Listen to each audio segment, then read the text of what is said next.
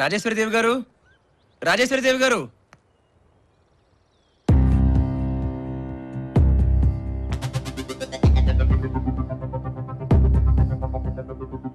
ఏంటి మేడం ఆశ్చర్యంగా చూస్తున్నారు? ఇవాళ మన అగ్రిమెంట్లో ఆఖరి రోజండి. నేను రాననుకున్నారు కదా. నిన్ననే కదరా కావేరి అనే అమ్మాయిని పెళ్లి చేసుకుని ఆస్తి మొత్తం రాయించుకెళ్ళావు. పైగా ఇప్పుడు మా మావయ్యని పావనిని తీసుకొచ్చావు. ఏమిటి మావయ్య ఇది? మీరు పావని వీడితో వచ్చారు. అమ్మా రాజేశ్వరి, కంగారు పడకుండా నేను చెప్పేది జాగ్రత్తగా వినమ్మా. చూసావా, సాక్షాత్తు వీడే నీ చిన్న కొడుకు వివేక్. బాబు ఆ, ఆశ్చర్యంగా ఉంది. కారు ప్రమాదంలో అందరూ చనిపోయారని చెప్పారు కదా మావయ్య. అవునమ్మా, అందరూ అలాగే అనుకున్నాం. కానీ అసలు ఏం జరిగిందంటే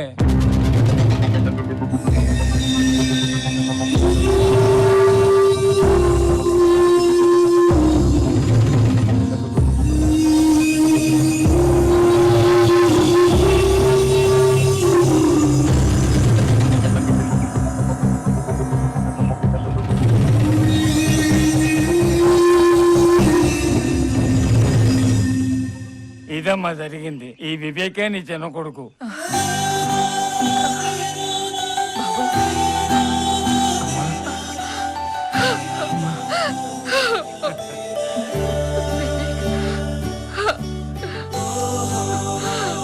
బాబా వివేక్,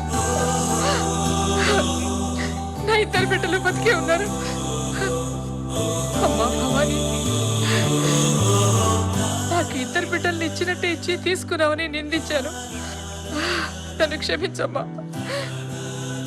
నా బిడ్డల్ని నా వద్దకు చేర్చు.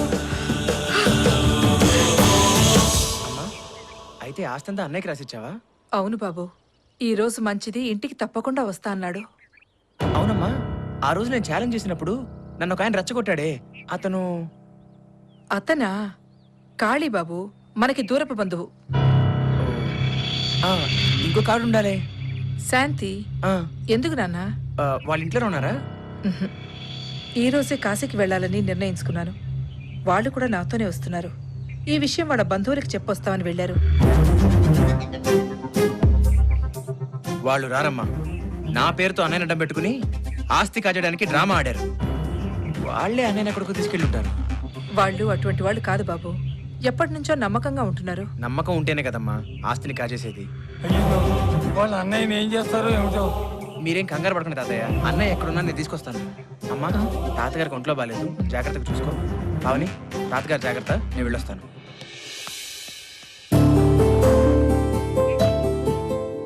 పావని నా ఇంటి కోడలైంది. ఇక నాకు దిగులు లేదు.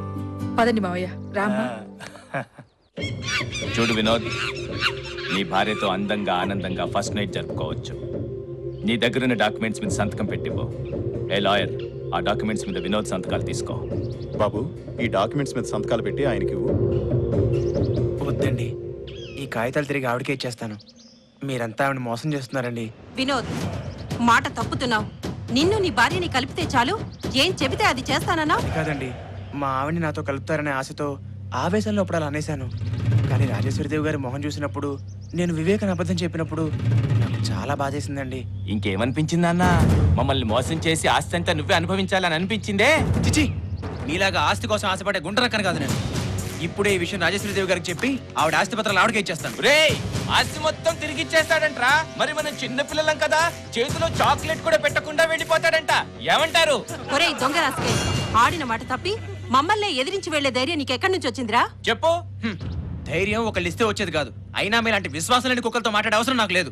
పద కావేరి. ఎరా, వెళ్ళిపోదామనే గోతికాడ నక్కల్లా ఇంతమంది ఆస్తి కోసం కాచుకుని కూర్చుంటే ఎరా ఇంట్లో అప్పగించొస్తాయంట్రా. ఆ డాక్యుమెంట్స్ లాక్కని వాడి పని పూర్తి చేయండి. వెళ్ళండి.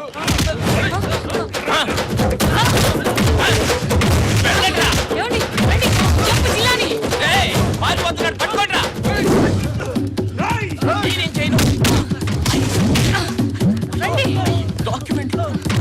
అయ్యో, డాక్యుమెంట్స్ చింపేశాడే.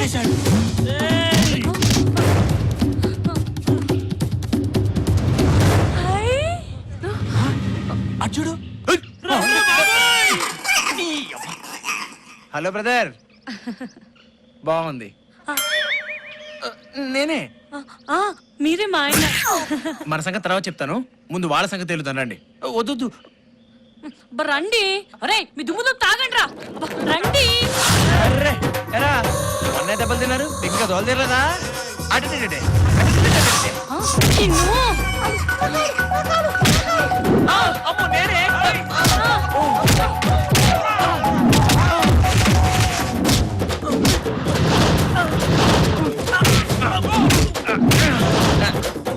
అన్న నువ్వు కదా నేను కొట్టనా?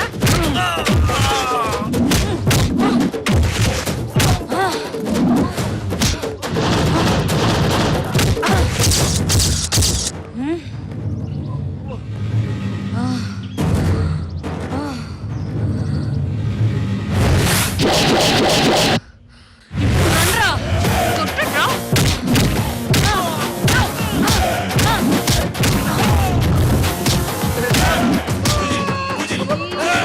కొట్టించుకోవద్దు. వాళ్ళు కొట్టలేకపోతే నువ్వు వెళ్ళి కొట్టు. అలాగే అలా పారిపోతావేంటి?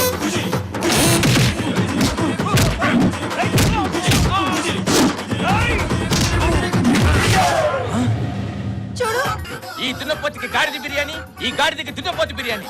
వెళ్ళండ్రా వెళ్ళండ్రా వెళ్ళరా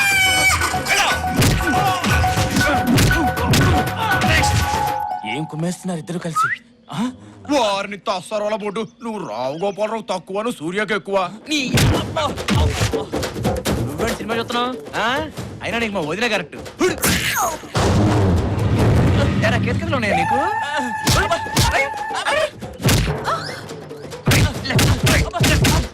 మా ఆయన కొట్టిస్తావా? వదలవే. అబ్బో, నా చెయ్యి. పనిలో ఉన్నా కదా. చెప్పా కదా నిన్ను.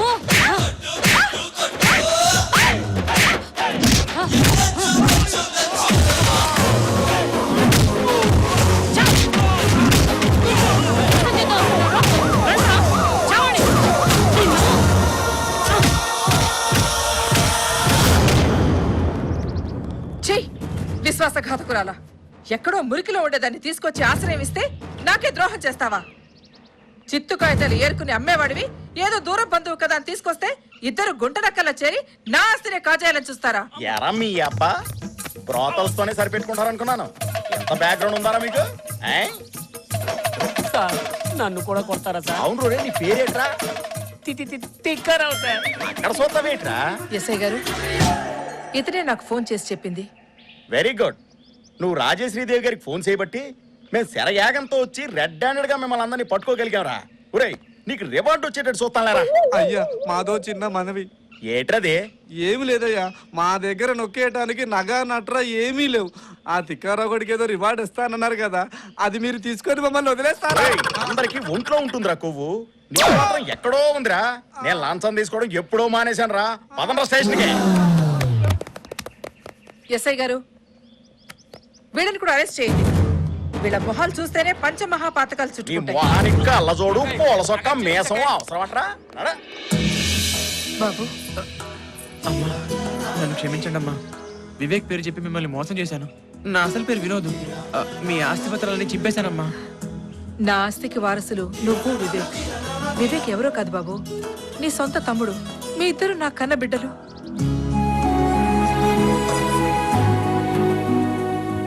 నేనే మీ కొడుకుని ఎలా అనుకుంటున్నారు? వివేక్కి నాకు పోలికున్నంత మాత్రాన నేను మీ కొడుకుని ఎందుకు అవుతాను?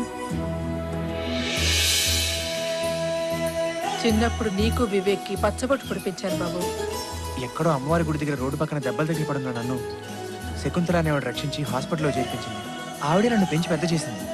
నిజమే బాబు, ఆ విధంగా విధే మనల్ని వేరు చేసింది. అమ్మా బాబు,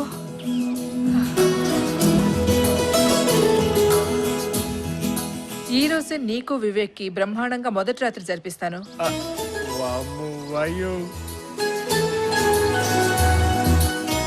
మరి మాకు మీకు కూడాను. మంచి రోజు చూడక్కర్లేదు అత్తయ్య. అమ్మో అలా మా ఆయన పారిపోతాను. నా బంగారు కొండ. చెల్లి.